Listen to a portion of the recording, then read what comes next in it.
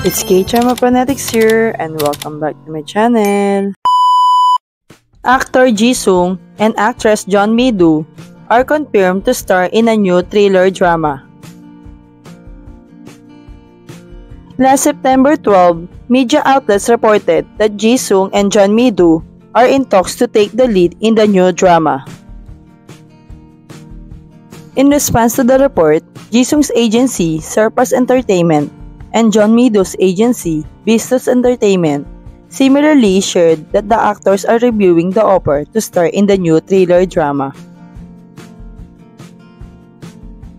On the latest news, on December 11, SBS announced that actor Jisung and actress Jeon Mi-do are confirmed to star in the upcoming Korean drama entitled Connection. Connection is a crime investigation thriller drama which depicts a distorted friendship while tracking the death of a friend from high school who died leaving behind 5 billion won in insurance. Jisung will take on the role of Inspector Jang Jae-kyung of the narcotic team at Anyon Police Station, who receives the respect of juniors and the trust of seniors within the police. Jang Jae-kyung keeps his distance from friends and family in order to make no weaknesses and always strict to principles when it comes to work. Jeon Mi-do will play Oh Yoon-jin, an opinionated and outspoken reporter in the social affairs department of Anyon Economic Daily, because she is the type of person who cannot ignore injustice.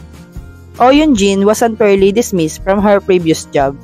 After returning to the city of Anyon, she decides to become a shameless reporter and thinks of friendship as money. The drama will be helmed by director Lee Tae-gon and writer Lee Yoon, who previously worked together for JTBC's Diary of Prosecutor, will reunite once again. Connection is gearing up with the goal of premiering in the first half of 2024. While waiting, check out Jisung's latest drama, The Devil Judge, and Jeon Mi-do's latest drama, 39. Thank you for watching. Don't forget to subscribe, like, and share.